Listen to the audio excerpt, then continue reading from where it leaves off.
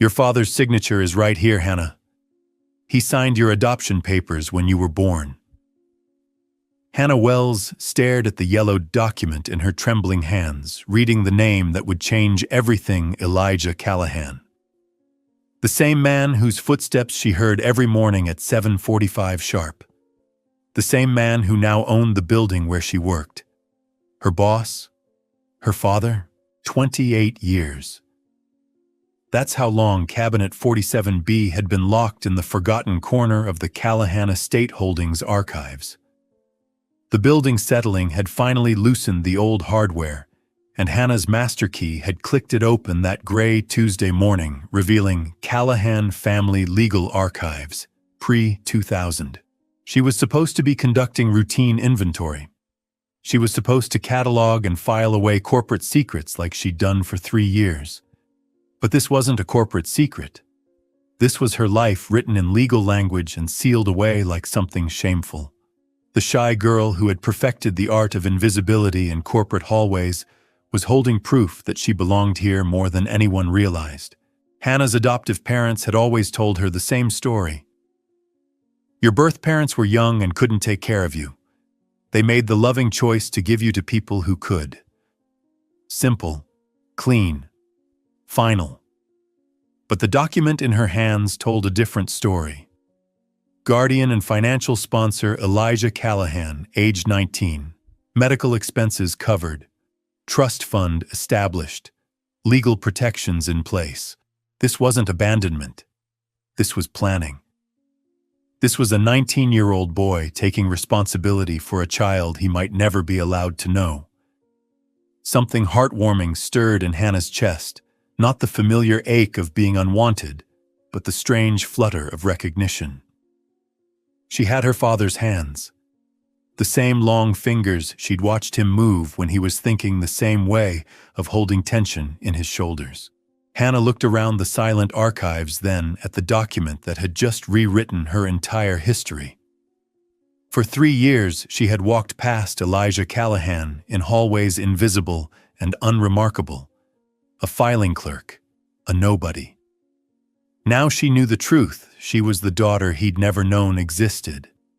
But as she stared at his 19-year-old signature, one question burned through her mind like acid. If he signed these papers, if he took financial responsibility, if he cared enough to create a trust fund, why had he never come looking for her? Had he forgotten she existed? Or worse, had he chosen to forget? The sound of footsteps in the hallway made Hannah's heart stop. Someone was coming, and she was holding the most dangerous secret in the Callahan family's carefully constructed world. What Hannah was about to discover would prove that some doors once opened can never be closed again. The rest of that Tuesday passed in a haze. Hannah moved through her routine cataloging, filing, organizing, but her mind remained fixed on those 9 letters, EIDLIJAHCAILLAHAN. She had studied every newspaper clipping about the Callahan family over the years. Old money real estate empire tragedy when both parents died in a sailing accident 3 years ago, leaving everything to their only son. But nowhere in those articles had she found mention of a teen pregnancy, an adoption, or a girl named Emily Marlowe, the mother listed on Hannah's birth certificate. That evening, Hannah sat in her studio apartment pulling out the one photograph her adoptive parents had given her. It showed a young woman with dark hair and sad eyes standing beside a fountain. "Your birth mother," they'd said. "She wanted you to have this." Hannah had stared at that photo countless times growing up, memorizing every detail, the tilt of the woman's head, the shape of her hands, the way sadness seemed to cling to her like morning fog. The woman in the photograph looked like a shy girl herself, barely older than Hannah had been in high school. There was something vulnerable about her posture, the way she held her shoulders, as if protecting herself from an unseen wind. Hannah wondered what motivational force had driven Emily to make such an impossible choice to carry a child for 9 months, only to give her away to strangers. Now Hannah studied the image with new purpose. Emily Marlowe, 19 years old when Hannah was born. The same age as Elijah when he'd signed those papers. The timing wasn't coincidental. It was deliberate, calculated, heartbreaking. Wednesday morning arrived with autumn rains streaking the windows of the 43rd floor. Hannah watched from her corner as Elijah emerged from the elevator at exactly 7:45. Tall, dark-haired, with eyes that seemed to carry their own storm. For the first time, Hannah allowed herself to really look at him, not just glance and look away, as she'd done for 3 years. The resemblance was subtle but unmistakable. The same dark hair that Hannah kept, pulled back in a practical bun. The same nose, straight and narrow. Most striking of all, the same hands, long fingers, the way they moved when he was thinking. Hannah looked down at her own hands, trembling slightly, as recognition washed over her. She remembered her adoptive mother's stories about how difficult it had been to get Hannah to trust them in those early months. "You were such a cautious little thing," she'd said, "like you were waiting for us to change our minds."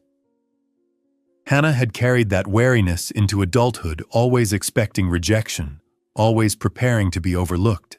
But seeing Elijah now, she wondered if her caution came from somewhere deeper, a genetic inheritance of careful observation and protective instincts. Could it be true?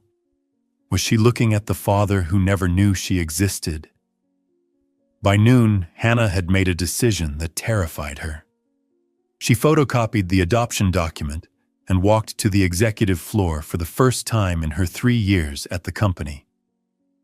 The receptionist barely looked up Hannah's invisibility, serving her well as she navigated unfamiliar territory. "I need to leave something for Mr. Callahan." Hannah's voice came out smaller than she'd intended.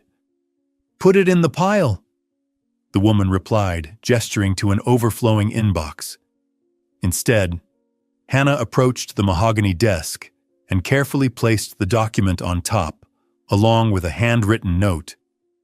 "Archive irregularity requiring confidential review. Please see highlighted sections. H. Wells Records Department." Her heart hammered as she walked away, knowing she had just set something irreversible in motion. For a woman who had spent her life avoiding attention, this felt like stepping into a spotlight she wasn't sure she could handle. 3 hours later, Hannah's supervisor appeared at her workstation, flanked by Victoria Ames from legal. A sharp-faced woman Hannah had seen in company photos but never spoken to. Victoria's presence filled the quiet archives like a cold front, making the air feel thinner and more dangerous. "Ms. Wells." Victoria's voice cut through the archives, quiet like a blade. "I understand you've been accessing restricted files." Hannah's mouth went dry. "I was conducting routine inventory. The cabinet opened with my master key." "That cabinet has been sealed for 28 years. The files inside are classified as family records, not company archives."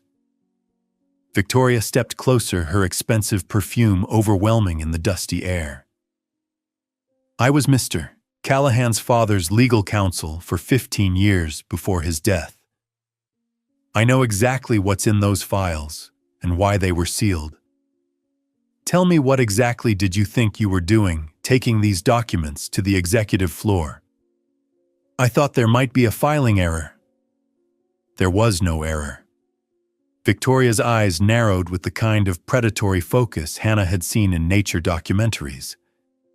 "These records were sealed for good reason.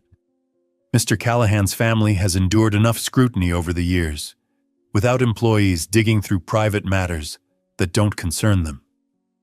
Hannah felt heat rise in her cheeks. "But if there's information that affects what you..." Victoria laughed, but there was no warmth in it, only the sharp edge of someone accustomed to cutting down challenges before they could take root. "Miss Wells, I don't know what fantasy you've constructed around that document, But let me be clear, you are an employee, a replaceable employee. The Callahan family's private affairs are not your concern, your business, or your opportunity. The words hit Hannah like physical blows.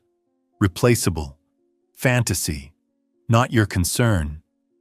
Each phrase designed to reduce her to nothing, to remind her of her place in the hierarchy that she'd foolishly thought she could transcend. Furthermore, Victoria continued, her voice taking on the tone of someone delivering a final verdict. Your access to sensitive archives is hereby suspended, pending a full review of your employment. Clean out your desk. Security will escort you out. Hannah's legs felt unsteady. But I didn't do anything wrong. I was just... What you were doing was inappropriate and invasive. The Callahan family has shown tremendous generosity to this company's employees over the years. They deserve loyalty, not opportunistic gold digging from someone who should know better. Gold digging. The words stung worse than the others because they reduced her desperate search for identity to something cheap and calculated. They turned her lifelong questions about belonging into a grab for money she'd never wanted. As Hannah packed her few belongings into a cardboard box, she wondered if seeking the truth about her origins was worth losing everything she'd built. 20 minutes later, Hannah stood on the sidewalk in the rain, clutching her box of personal items. 3 years of work gone. Her only source of income eliminated. Her chance to understand her connection to Elijah Callahan seemingly destroyed by a woman who viewed her as nothing more than a threat to be neutralized. But as she waited for the bus, something Victoria had said echoed in her mind. The Callahan family has endured enough scrutiny over the years. What scrutiny? What had they been hiding? And why was Victoria so determined to keep Hannah away from the truth that she'd destroyed her career without hesitation? For the first time since finding those papers, Hannah felt something besides confusion and hurt. She felt angry, and anger she was beginning to realize might be exactly what she needed to find the courage she'd been missing her entire life.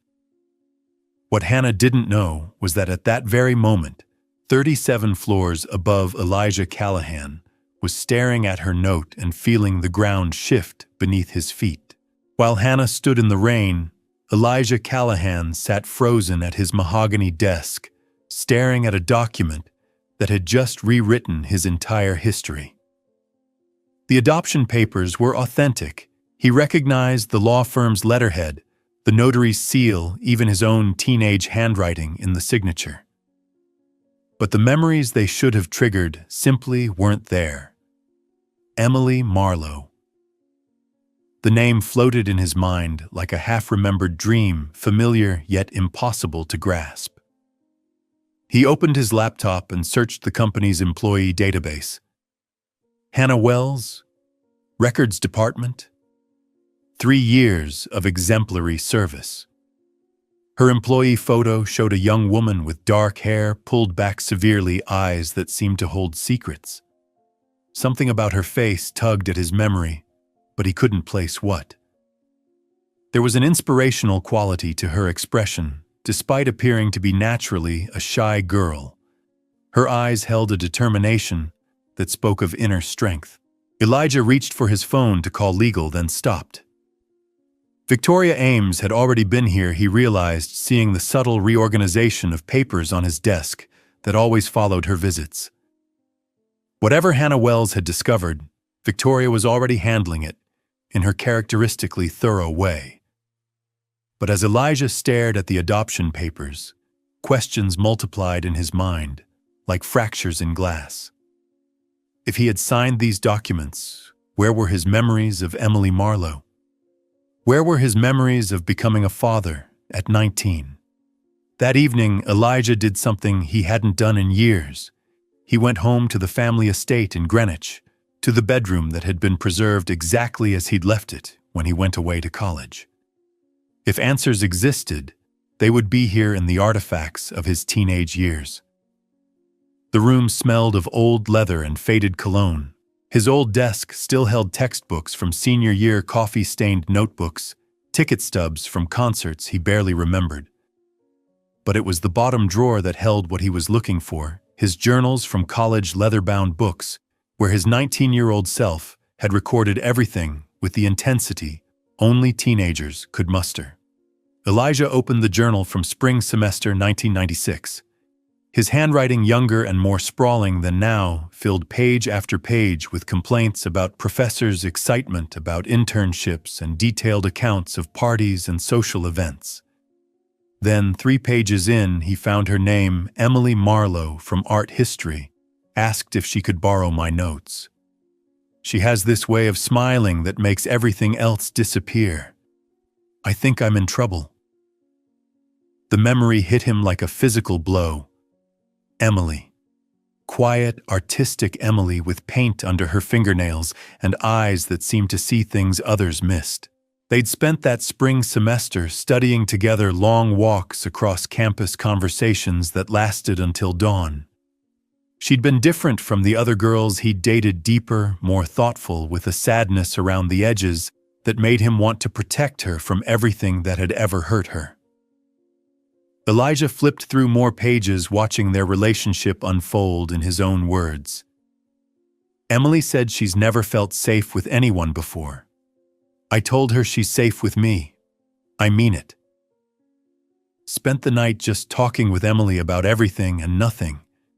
She told me about her childhood foster homes, feeling unwanted. I wish I could erase all of that for her. I think I'm falling in love with someone who doesn't believe love exists. Reading his younger self's words, Elijah remembered how Emily had been both fragile and fierce. She'd confided in him about her childhood in foster care, about growing up feeling like she didn't belong anywhere. I'm not good at trusting people, she'd told him one night, as they walked across campus under a canopy of stars. Every time I think someone might stay, they prove me wrong. He'd sworn to her that he was different, that he would never abandon her the way others had. But then, near the end of the semester, the entries became shorter, more confused. Emily's been avoiding me for 2 weeks. I don't understand what happened. Sarah says she saw Emily leaving campus with her suitcase. Did she transfer? Did I do something wrong? Finals week, Emily never showed up for our study session. I went to her dorm, but her roommate said she'd moved out suddenly. No forwarding address. No explanation. I feel like I'm losing my mind. The final entry about Emily was dated 3 days before graduation. Found out from the registrar that Emily Marlowe withdrew from school 6 weeks ago. Medical leave, they said. I keep thinking about that night we talked about the future. How she got quiet when I mentioned wanting kids someday. She said something strange. Some people aren't meant to be parents. Some people just mess up everything they touch. I didn't understand then. I'm not sure I understand now. Got a call today from a lawyer. Emily left a letter with legal instructions. She's pregnant. The baby is mine. She doesn't want to see me, doesn't want me to be involved, but she needs my signature for financial support and medical decisions since she's underage in some legal matters. I'm going to be a father, and I'm not allowed to act like one. She said if I try to contact her, she'll disappear completely. I signed the papers she wanted. I don't understand any of this, but I love her enough to respect her choice. Dad handled everything through his lawyers. Said it was better if I didn't know the details, that it would be easier to move on. Elijah's hands trembled as he read his own forgotten words. The final entry was dated 2 weeks later. Haven't heard anything since I signed those papers. The lawyer said Emily moved out of state. I feel like I'm living in a nightmare where I lost the girl I love and a child I'll never know in the same moment. Dad said it's for the best that I'm too young for this kind of responsibility. But Emily didn't give me the chance to prove him wrong. Elijah closed the journal, his hands shaking. Emily hadn't just disappeared, she'd been pregnant. With his child. And in what must have been the most heartwarming yet heartbreaking decision of her life, she'd orchestrated everything to protect both him and their baby from his family's potential interference, while ensuring the child would be financially provided for. Why hadn't she trusted him? Why hadn't she given him the chance to choose? But even as the questions formed, Elijah began to understand Emily's reasoning.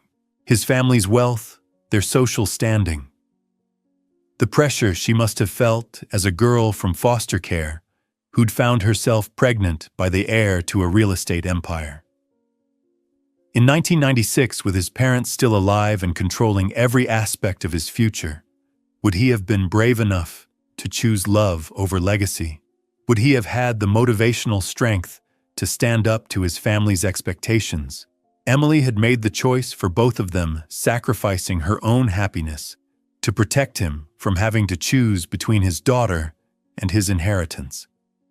It was the kind of selfless decision that seemed almost too pure for the real world, and yet looking at Hannah's employee photo on his laptop screen, he could see the result of that sacrifice. The next morning, Elijah made 2 phone calls. The first was to the company's head of security. "I need you to find someone," he said. "Hannah Wells. She worked in our archives until yesterday." The second call was to Victoria Ames. "We need to talk," he said, "and we need to undo whatever you did to Hannah Wells." "Elijah, I was protecting you from what? From the truth, from my own daughter." The silence on the other end of the line stretched long enough for Elijah to understand that Victoria had known exactly what those adoption papers meant when she'd seen them on his desk. "You knew," he said quietly.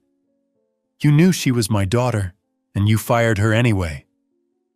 "I knew she was trouble," Victoria replied, her voice taking on the defensive edge she used when her decisions were questioned. "I knew she was going to disrupt everything your parents built, everything you've worked for. Sometimes protection requires difficult choices. The only difficult choice here is deciding whether to fire you myself or let the board do it." 3 hours later, Elijah Callahan was standing in the hallway outside Hannah Wells's apartment, holding a bouquet of white flowers and 28 years of apologies.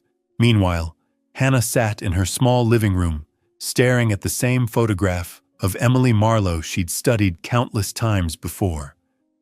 But now the sadness in her birth mother's eyes told a different story. Not just the sadness of a teenager facing an unplanned pregnancy, but the heartbreak of a shy girl who'd loved someone she believed she could never have. When the knock came at her door, Hannah assumed it was her landlord. She wasn't prepared to find Elijah Callahan standing in her hallway, looking as lost and uncertain as she felt. "Ms. Wells," he said quietly.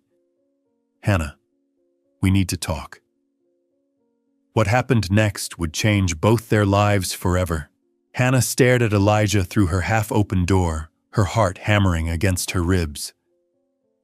Up close, the resemblance was even more striking, the same eyes that looked back at her from mirrors, the same way of holding tension in the shoulders when uncertain. "May I come in?" His voice was gentler than she'd expected, vulnerable, in a way that corporate executives weren't supposed to be.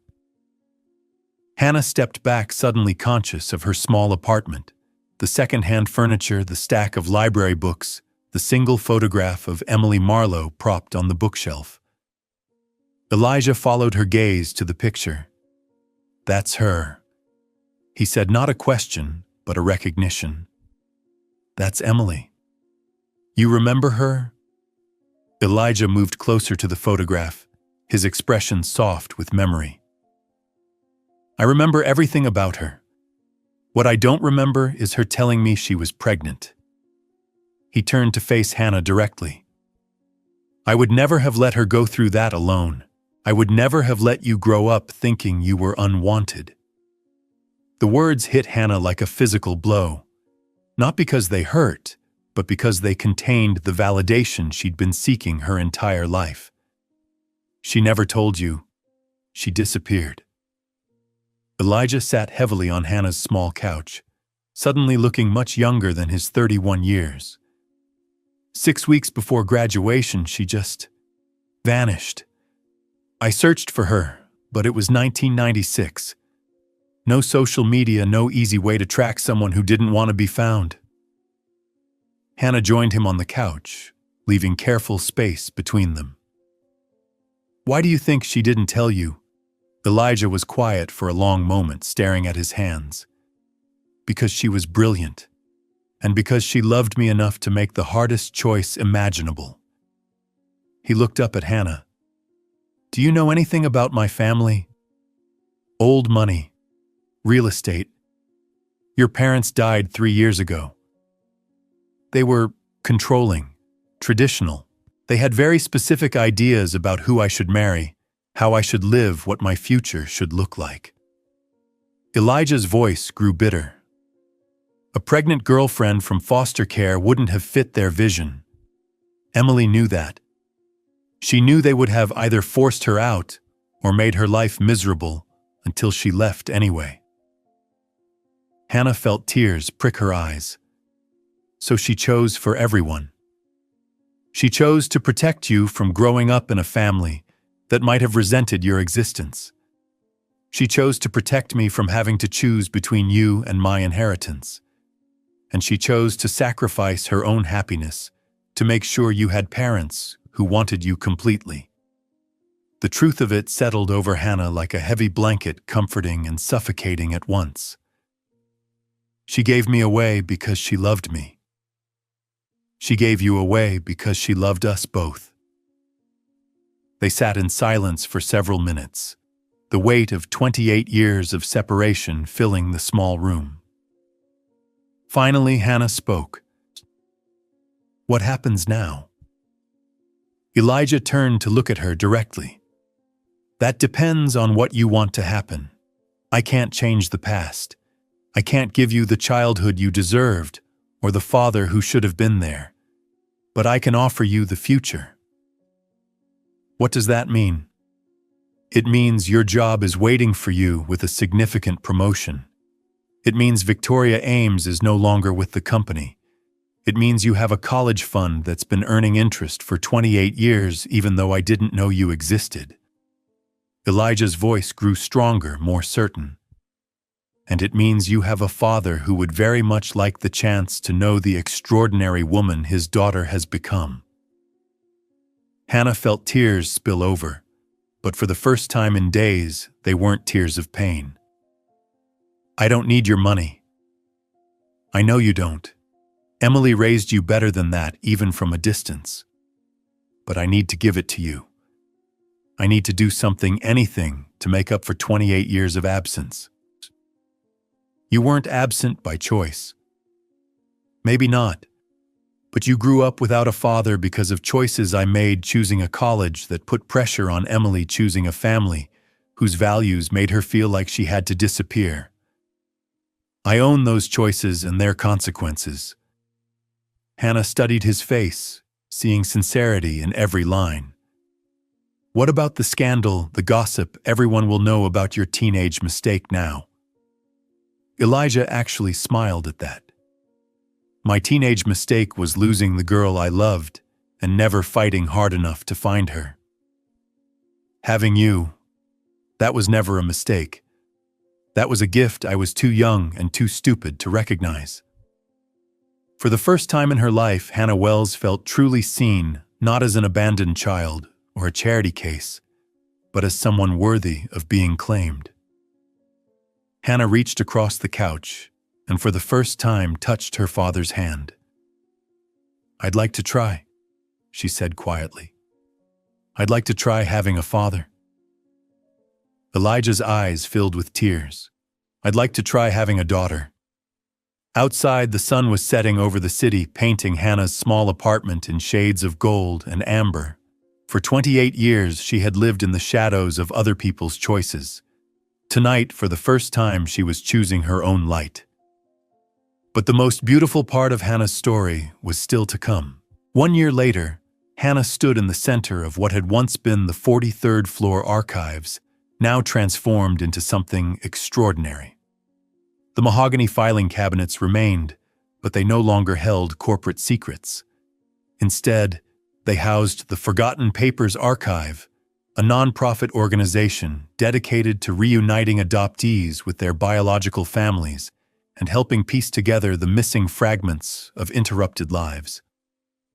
The morning sun streamed through new skylights illuminating workstations, where counselors, genealogists, and researchers worked alongside people like Hannah adoptees who had found their families and chosen to help others do the same. The space hummed with quiet purpose, a sanctuary for those seeking their origins. What had begun as one shy girl's accidental discovery had grown into something inspirational, touching hundreds of lives across the country. Miss Wells. A young woman approached Hannah's desk, clutching a manila folder with trembling hands. I think I found something." Hannah looked up from her computer screen, where she'd been cross-referencing birth records from 1994. In the past year, she'd developed a reputation for seeing patterns others missed, for finding connections in seemingly random documents. Her gift for remembering details had found its perfect purpose, and colleagues often described her work as deeply motivational to those who had given up hope of ever finding their origins. "What did you find, Maria?" The young woman, barely 22, with dark hair and uncertain eyes, placed the folder on Hannah's desk. "A birth certificate, my birth certificate, and a letter." Hannah opened the folder carefully. Inside was a standard birth certificate from San Antonio, Texas, dated 1999. Attached to it with a paperclip was a handwritten note on hospital stationery. "To my daughter, if you ever come looking, your father's name was Daniel Rivera. He was a good man who never knew about you. He worked at Rivera's auto shop on Commerce Street.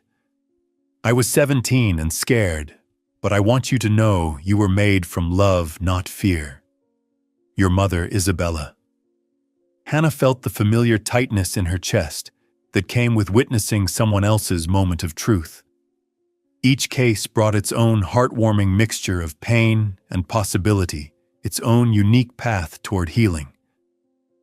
"Have you searched for him, Daniel Rivera?" Maria shook her head, looking every bit the shy girl Hannah had once been. "I'm terrified. What if he doesn't want to know me? What if he has a family now, and I'm just a complication?" Hannah stood and walked to the window, looking down at the bustling street below. "A year ago, I found a document that changed my life completely. It led me to my father, and I spent weeks convinced he would reject me. Do you know what I learned?" "What?" "Sometimes the people we're most afraid to find are the ones who've been looking for us all along." 3 hours later, Hannah sat across from Maria in the archive's counseling room as the young woman dialed a number in San Antonio. They'd found Daniel Rivera easily still running his auto shop, still unmarried, still wondering about the girlfriend who disappeared 23 years ago. "Mr. Rivera," Maria's voice shook. "My name is Maria Santos. I think you knew my mother, Isabella Santos, in 1998. Hannah watched as Maria's face transformed during the phone call, fear giving way to wonder, wonder giving way to joy. When Maria hung up, she was crying. "He remembered her," Maria whispered. "He said he never stopped thinking about her. He said he always hoped someday she'd call." She looked up at Hannah with tears streaming down her face. "He wants to meet me. He said he's been waiting his whole life to meet me." Hannah felt her own eyes fill with tears. This was why she got up every morning, why she'd turned down lucrative job offers from other companies to stay here in this converted archive. Every reunion, every connection restored, every family made whole again felt like a small victory against all the abandonment and loss in the world. "There's something else," Maria said, pulling another paper from her folder. "I want to start a scholarship fund for kids aging out of foster care. I want to call it the Isabella Santos Fund, after my birth mother." Hannah smiled, remembering her own desire to honor Emily Marlowe's memory. "That's a beautiful tribute. Will you help me set it up?" "Of course." As Maria left that afternoon, Hannah reflected on how much had changed in the past year. The Forgotten Papers archive had reunited over 200 families. The Emily Marlowe Scholarship Fund, established by Elijah, had provided college funding for 67 young people from difficult backgrounds. And Hannah herself had found something she'd never expected, not just a father, but a purpose that felt bigger than herself. The door to her office opened, and Elijah appeared with 2 cups of coffee and his weekly update on the archive's funding. Their relationship had evolved into something comfortable and genuine, built on weekly coffee meetings, shared stories, and the gradual construction of trust between 2 people learning to be family. "How did it go with Maria?" he asked, settling into the chair across from her desk. "She found him, and he's been waiting for her." Elijah smiled, the expression lighting up his features in a way that Hannah was still learning to associate with her father. "They always are, aren't they? The good ones are always waiting." Hannah looked at her father, because that's what he was now, simply and completely, and marveled at how natural it had become. Their relationship hadn't been instant or automatic. They'd had to learn each other slowly, carefully, building affection, one conversation at a time. But it had been worth every awkward moment, every tentative step toward connection. "I have some news," Elijah said, his tone shifting to something more serious.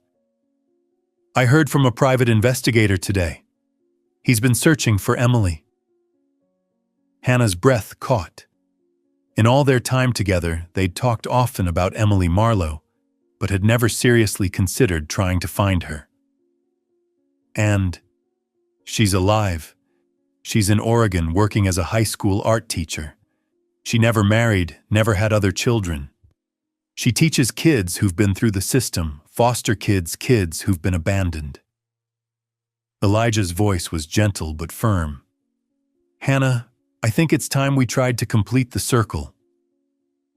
Hannah felt her world tilt slightly, the same sensation she'd experienced a year ago when she'd first opened Cabinet 47B.